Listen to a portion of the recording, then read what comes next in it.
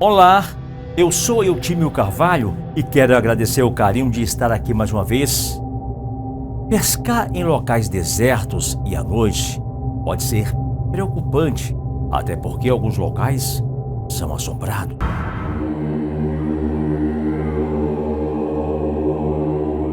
Esse fato ocorreu em julho de 1999, mais precisamente no dia 21, às 21 horas. Eu, o meu tio e os meus 3 irmãos fomos acampar para pescar em uma noite de lua cheia, porém muito fria. Nós morávamos em Santa Catarina. Apesar da lua cheia ser uma boa lua para pescar, não tivemos sorte naquela noite. Mas algo a mais ocorreu e que nos deixou muito intrigados. O local era uma represa. Não havia barco algum à nossa volta e muito menos por perto. O meu tio foi o primeiro a lançar a isca na represa, seguido por mim e pelos meus 3 irmãos. Nem sinal dos peixes comerem as nossas iscas, mas todas as vezes que retirávamos a isca da água, ela retornava suja de sangue.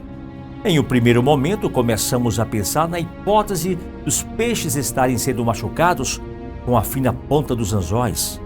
A dificuldade de entender aquela situação era muito grande, pois independente se jogássemos a isca no mesmo lugar ou em outro lugar diferente, o anzol retornava sujo de sangue e cada vez mais sujo.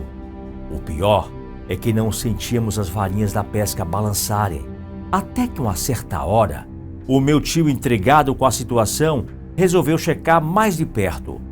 Pulou na represa a fim de tentar achar alguma explicação.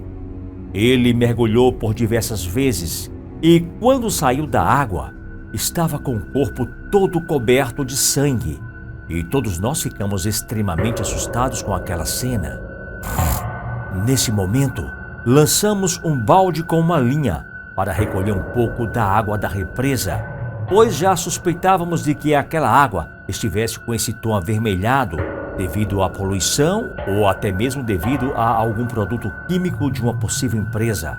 Mas quando puxamos o balde com uma certa quantidade de água, nós o iluminamos com uma lanterna, verificamos que a água estava limpa e translúcida com a forma natural. E nesse instante, o meu irmão observa na represa algo estranho que boiava sobre a água. De longe parecia um saco de lixo e, devido à escuridão, não conseguíamos ter noção do que era. E a nossa lanterna não chegava naquela distância. Resolvemos colocar o carro mais próximo da represa, pois com a luz dos faróis conseguiríamos ver o que era aquela coisa estranha que estava flutuando sobre a água. Colocamos o carro com os faróis na direção do objeto e acendemos o farol alto. E, para nossa surpresa, todas as vezes que acendíamos os faróis, aquele objeto sumia. Começamos a ficar com medo. Resolvemos parar de pescar, acender o nosso churrasco, pois naquela altura já estávamos com muita fome e muito frio. Mas devido ao frio e o vento forte que havia naquele local, estava difícil de acender a nossa churrasqueira, improvisada com algumas pedras grandes que encontramos nas imediações da represa. Como estava praticamente impossível de acender a churrasqueira e não tínhamos levado álcool, o meu tio resolveu tirar um pouco de combustível do carro. Colocamos a mangueira no tanque de combustível e o meu tio deu uma chupada bem forte.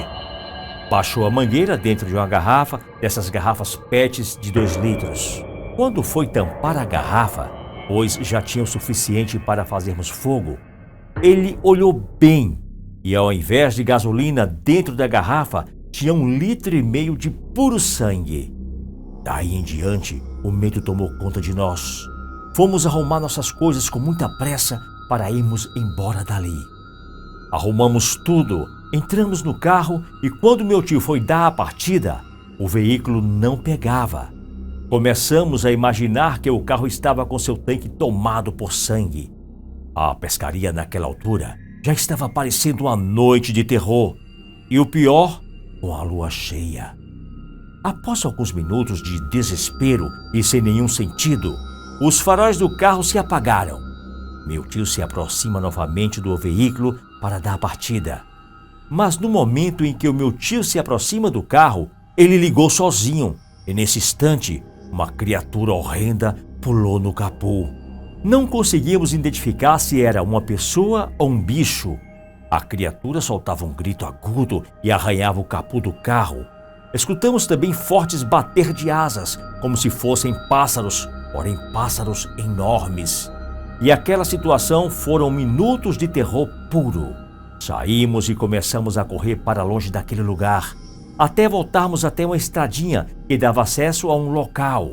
Quando olhamos para trás na direção do carro, vimos uma silhueta negra de um enorme pássaro com asas muito grandes pairando sobre o capô do automóvel. A criatura era negra, tinha grandes olhos vermelhos que pareciam fogo, que se acendiam na escuridão. Corremos dali sem olhar para trás novamente. Enfim, chegamos na rodovia e nesse instante, um carro da polícia passava por perto. Aproveitamos para relatar os fatos para o policial.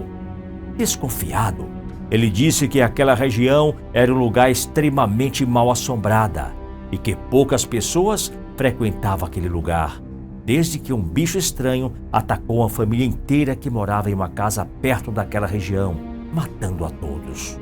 O policial perguntou se queríamos que ele fosse conosco até o local para pegar o nosso carro, mas dissemos que não.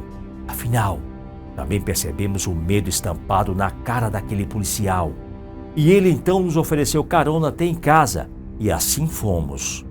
No outro dia, voltamos até o local com um grupo de amigos e familiares para pegar o carro. Ele estava todo arranhado, principalmente no capô. Mas quando meu tio deu a partida, o carro pegou sem problemas. Não preciso nem dizer que nunca mais voltamos ali. Até hoje, eu não faço ideia que criatura era aquela e o porquê dos eventos sobrenaturais que ocorreram durante a pescaria. Até hoje, aquela noite não sai da minha cabeça. Um forte abraço e te encontro aqui no nosso próximo vídeo.